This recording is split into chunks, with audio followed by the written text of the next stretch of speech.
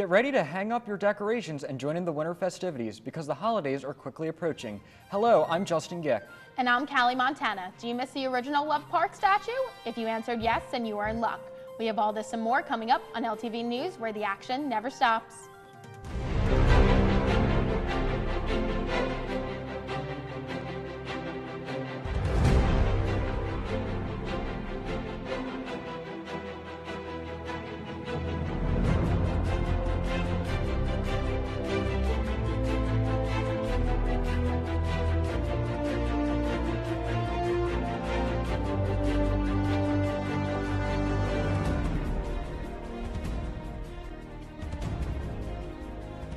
Hello and welcome to LTV News, where we bring you everything from 20th and Olney Avenue, Philadelphia, and the world. There's a lot to catch up on the next half hour, as Caitlin Page has had the opportunity to sit down with the special event coordinators of Delta Phi Epsilon for this week's interview.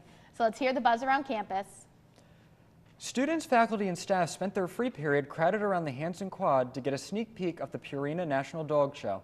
The event was put together by Purina, and the people who attended had the opportunity to hear about the back end of judging as well as watch dogs go through the agility course. Some students even had the chance to participate in the fun and guide the adorable dogs through the course.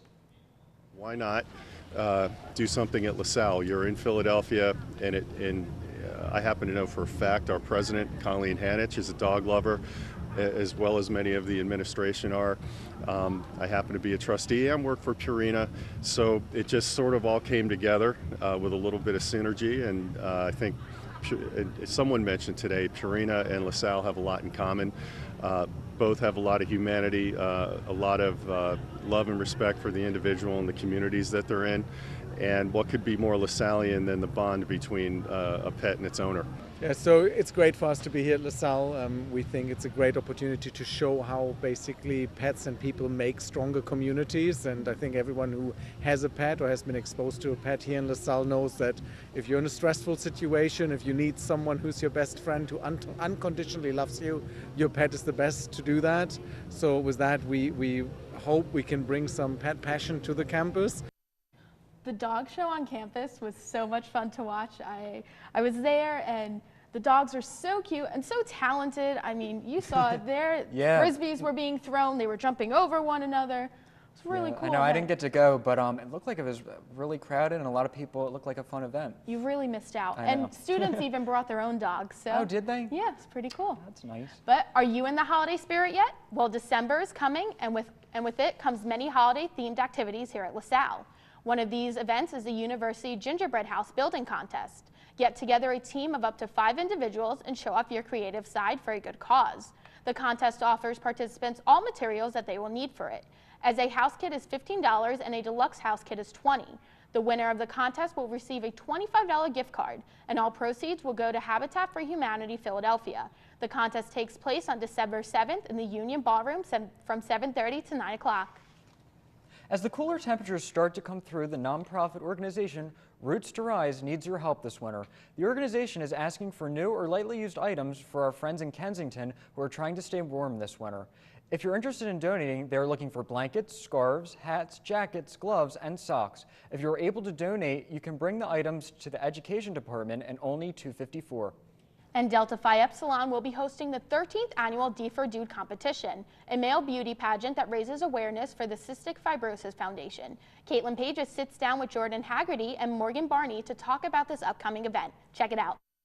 So we get to sit down with the sisters of Delta Phi Epsilon today and talk about D for Dude. There are 2 coordinators, so we're really in for a treat. Want to introduce yourself, tell us about your role, and about the event coming up. I'm Jordan. I am currently a junior here at LaSalle. I'm an ISBIT major, and I joined the sorority 2 years ago, and this is my first major position in the sorority. I knew I wanted to take this role after last year's show. We had to turn away over 150 people just because the venue was a little bit too small. So, this year I really wanted to take the show to a bigger venue and make sure that it reached its full potential. So I'm just really excited for this opportunity. It's been a huge experience for me personally and for cystic fibrosis. And I'm Morgan. I'm a senior political science international relations major. And this is my, I guess you could say, 3rd or 4th year in the sorority with Delta Phi Epsilon. I've taken many leadership roles throughout, and I've loved to give back and work with what we've had. So we're really excited this year to be able to coordinate this D for Dude and bring it to the next level in the TrueMark Financial Center. So we're excited for everyone to see it. So. Yeah, that's awesome. I'm excited to go to it. How many years has DFIE joined up with cystic fibrosis for this event? So in 1955, the Cystic Fibrosis Foundation was founded by a bunch of parents who had children with cystic fibrosis. One of those parents happened to be a sister of Delta Phi Epsilon. So in 1957, she turned to her sisters and she was like, hey, I really need your support and your help. And ever since, we have 105 chapters currently internationally. And they all put on this show just down the street at Drexel. They raised like over $30,000 for this event. So this is our 13th annual year here at LaSalle, but we've been giving back to cystic fibrosis for over 60 years. That's amazing. And you said that this is our 13th year here at LaSalle. That's awesome. And you also mentioned in the beginning, Morgan, that we were moving to the TrueMark Financial Center. What other big changes are coming for D for Dude with our LaSalle chapter of DFIE this year? So this year we added a website, so you can go on and read about the guys. The theme this year is The Bachelor, and that's because The Bachelor, with the symbolism, is the rose. It's a popular show, so we wanted to pick something that everyone would kind of know what it was going in. But roses are really important to cystic fibrosis because childhood cystic fibrosis, when children are first diagnosed, they have trouble pronouncing it. So a kid once called it 65 roses instead of cystic fibrosis. So now that's like a symbol of the Cystic Fibrosis Foundation. So that's really a special tie-in with the theme this year. And it really allows the guys to like showcase who they are and their natural talents rather than them having to, impersonate an artist or go off of a talent that someone else has that they can reenact. This year they really got to be themselves, and you can see that on the website and donate, and you can talk about the tickets a little bit. Well, yeah, also with The Bachelor, so this year it's also a little different moving to the TrueMark Financial. With our theme, The Bachelor, of course, we're going to be crowning the next D for Dude, of course, for 2017. We're also going to be giving out a final rose, which is whoever fundraises the most through their website, through their fundraisers, through family contributions, all that. So it's really, we're giving the guys, the dudes, as you would say, like a better chance almost to, a little bit more competition this time. So they're really eager and really getting out there with the fundraising. So that's obviously what we like to hear. So definitely. And you guys have seriously put in a lot of work to this specific event. But what goes into getting all of the sisters ready in regards to learning about this disease? So, I think that it's more important for our sisters to understand why this is so important. We don't directly have a girl in our chapter with cystic fibrosis necessarily, and I know some chapters across the nation do, but we have, so many people close to us that have been affected by this, and, we have dudes who have family members that have been affected by this, and I think everyone on this campus can just relate to the cause. And we set our goal this year at twice of what we raised last year, and we've already hit twice of what we raised last year. So that's awesome. And we're, just shy of our $10,000 goal. So, we're planning on exceeding that, and we hope in years to come we can continue that because, Delta Phi Epsilon as an organization has raised over $1 million for this cause, and they've doubled the life expectancy for patients with CF. Wow. So it's really nice to contribute to something and then see that pay off in the end, and just reinforcing that to our sisters and making sure they understand we're contributing to something like so much bigger than ourselves. Wow. And what has been your favorite part about planning this event so far? Working with Morgan. And then also being able to see how the dudes' personalities come out through, everything from the dance to meeting with them to understanding what they need to do to fundraise, working with other sisters this year, which we paired them with to, they've done things from we've seen the Chick-fil-A and the Union, they've done water balloon, they've done everything, and it's really good to see all the organizations come together on campus. We have a very diverse group this year of not only Greek life, student government, resident, RSA. We have a bunch of, we had a good mix, and we didn't have to turn people away. It was really awesome to see how eager people were to be joining this cause. So, And I also think it's a really great opportunity to paint Greek life in a good light. You know, sometimes across the nation right now, there's a lot of anxiety surrounding Greek life. So it's important to remind people that there is a benefit in joining. And that benefit can be taking on leadership roles, challenging yourselves, and contributing to something bigger. So I think that that's important to remind people. Definitely. Well, thank you both so much for sitting down with me. And just to clarify, D for Dude is coming this Friday. What time is it at? It's at 7 p.m. 7 at the Truemark Financial Center. Yes. Awesome. And if any of our viewers or any of the students want to take a look into the contestants, I guess you can call them, they can visit your website, right? Fabulous. So thank you so much again for coming out to see us. Definitely check out D for Dude and see these wonderful women's hard work come to fruition and support a great cause. Thank you for Thank having you. us. Thank you for having Thanks us. for being here. So Justin, I wanted to bring up the point that last year they raised about $4,000, and I know this year they're trying to raise $10,000. Oh. So I really hope they end up reaching their goal. Yeah, that would be great. I mean, Are you going to end up going? I don't know. I'll have to see. It sounds really fun, though. Yeah, you definitely should. Well, it's time for our first break, but when we come back, we'll talk about how you can donate to help a selfless Marine Corps veteran. Stay tuned.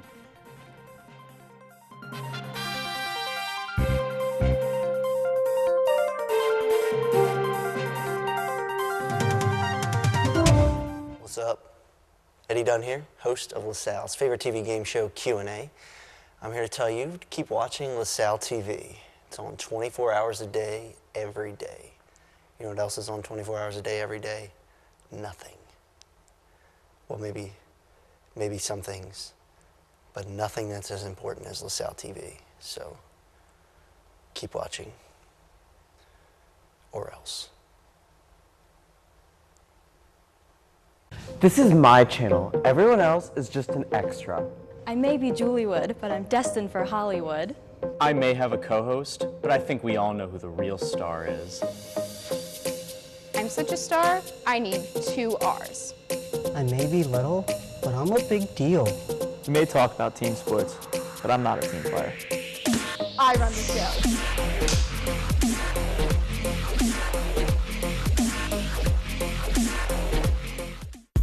OMG, join LaSalle TV, it's the place to be. What we got is what you need. Come and follow me on a trip through the campus with my squad at the Union and the Union. See my man's Todd at the call on the hammers like a savage.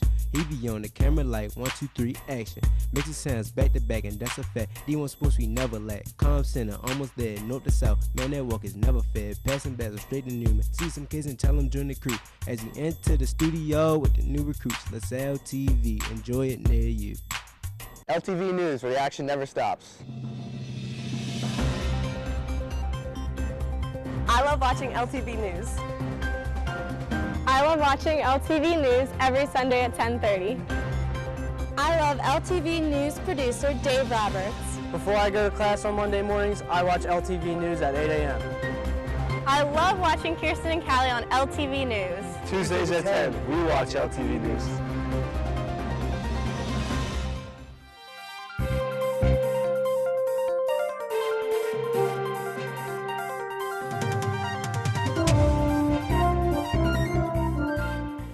Welcome back. A Philadelphia man is getting a lot of buzz after he selflessly helped a New Jersey woman. Kate McClure was stranded on I-95 after running out of gas. Without money or options, she accepted the last $20 of Johnny Bobbitt Jr., a homeless man in the city.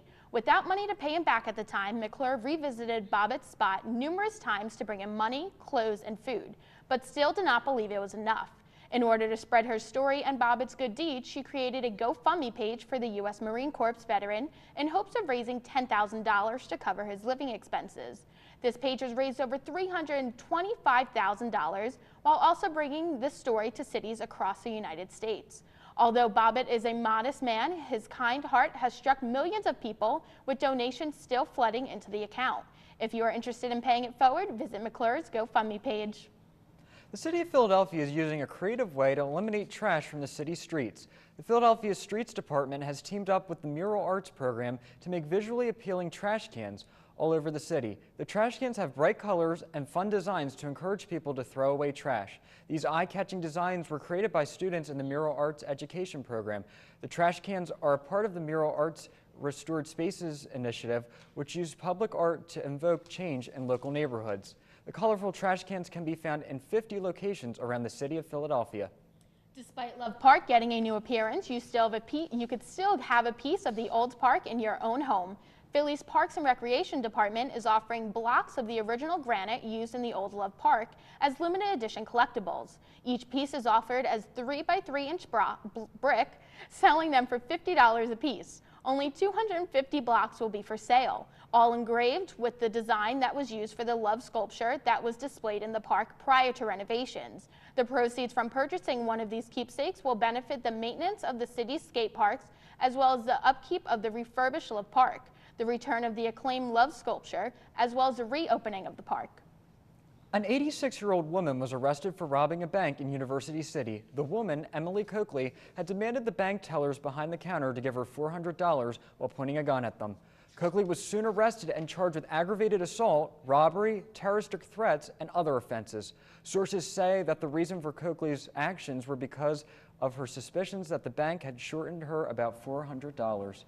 Well, Callie, she must have been pretty desperate for that. Yeah, I mean, honestly, I have to say I really like this story. I think it's great, but what a bad tush at, what was she, 86? Yeah. She goes and tries to rob a bank. That's just fantastic. I mean, and her being escorted out by cops with her walker is just fantastic. I mean, look at her go, living life at 86, right? Good for her.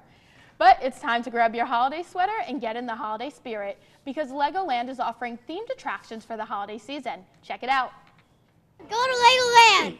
'Tis the season to sit around the Christmas tree and make Lego ornaments. That's right, the ultimate indoor Lego playground just got even better because the Bricktacular season has begun. Building the Christmas tree ornaments. And what kind of ornament did you build?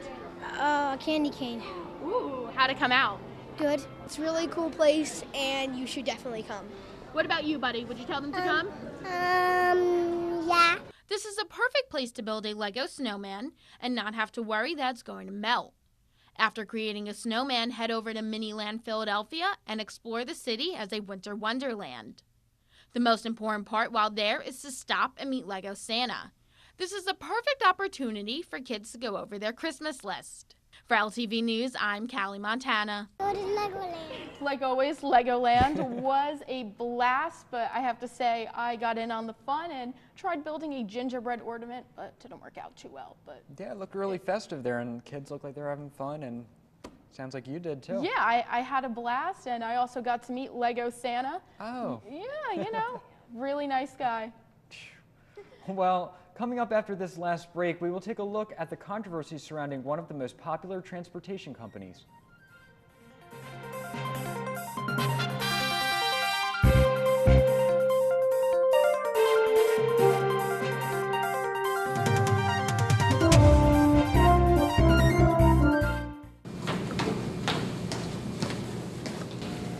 What you reading, loser? Nothing, man. I'm just trying to study for this task coming up. You know, gotta keep up with work. Oh, that's cool. Yeah. I'm trying to study. Leave me alone.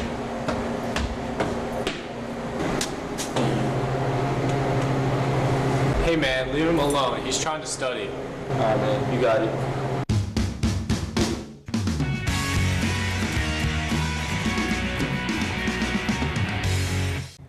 Hi, I'm Callie Corson.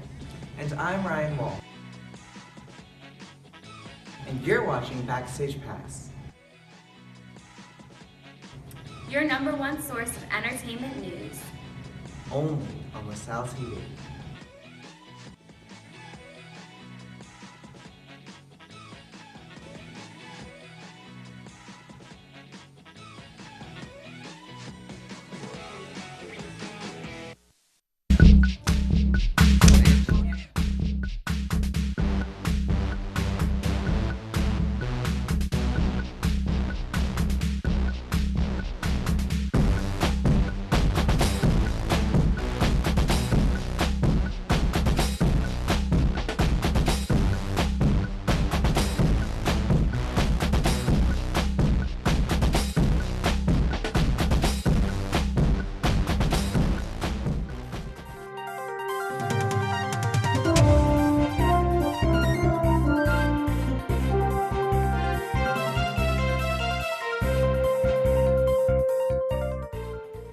Monday, President Trump invited key Republicans to the White House to push a tax plan reform that could possibly be one of the most significant impacts of this first year in office.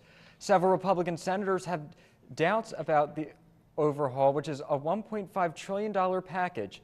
The senators fear that the plan favors corporations and the wealthy rather than small business owners and the middle class. However, President Trump tweeted on Monday that the tax cut bill is coming along very well. Great support. The president met with more senators on Capitol Hill Tuesday to push his tax plan and to rally Republicans. And Uber, one of the most popular transportation technology companies in the world, has come out with reports of a data breach that they have been hiding for over a year. In 2016, two hackers stole 57 million drivers and riders' accounts and obtained information including phone numbers, email addresses, and names. Employees from the company claimed the hacks, then demanded a $100,000 ransom from Uber to delete their copy of the data. The company's chief security officer arranged a deal in which Uber paid the ransom and further forced the hackers to sign non-disclosure agreements in order to keep the breach a secret. Jill Sullivan, the secretary officer for Uber, has been fired, while one of the founders, Travis Kulik, who oversaw this hacker agreement, was forced out of his position as chief executive back in June. After a successful test, the International House of Pancakes, or IHOP, is debuting the IHOP and Go. Customers will be able to mobile order the best stack and pick up their food at more than 1,700 IHOPs nationwide. IHOP's new state-of-the-art to-go packaging design came out earlier this year to keep the hot cakes warm without running the fluffy deliciousness with sogginess. For first-timers, IHOP gives $5 off an order of $25 or more with the promo code IHOP&GO. IHOP is testing a delivery service with Amazon and DoorDash in select states on the West Coast in an attempt to keep up with fellow fast food competitors like Five Guys and Chipotle. I don't know how I feel about this, to be honest. I mean, I'm not a huge pancake person, but yeah. I can't imagine like pancakes getting delivered. I don't know. What do you think? Yeah, I mean, I think it's a great idea. I mean, you know, what will they think of next? I mean, you know, for pancake lovers, ahead. you know, just yeah. 1, 2, 3, go on your phone and get your pancakes, you know, easy enough. Yeah. All right, but now an inspiring story. A 102-year-old Holocaust survivor, Elihu Pietraszka, has connected with his nephew that he never knew he had, thanks to Israel's Yad Vashem online database of Holocaust victims. After fleeing Poland at the onset of World War II, Pietraszka went into the neighborhood Soviet Union, leading his parents and younger twin brother in the country. Unfortunately, both of his parents and brothers were killed in a Nazi death camp. But his other brother, Falf, escaped to Russia as well. After corresponding for a brief time, Falf was sent to a Soviet work camp where Elihu believed he died until just a few years ago. Now living in Israel, Elihu, who got a call from his grandson, who was working on a family tree and had discovered using the database that Falf had not passed away until 2011. Elihu learned that day that Falf had a son, and after a brief correspondence, agreed to meet in Israel for the first time. What a touching story. I mean, you know, after all these years and just seeing that video of them, you know, being together, really, it warms my heart. Yeah, definitely. Well, that just about does it for this episode, but be sure to find us on the web as well as the rest of LaSalle TV on our Facebook page. We love to hear your thoughts, so tweet at us using our Twitter handle and start the conversation. If you missed the scoop and want to see it, you can find episodes on our YouTube on our LaSalle TV Philly page. But until next time, for Caitlin, Justin, and the entire crew, I'm Callie Montana. Thanks for watching LTV News, where the action never stops.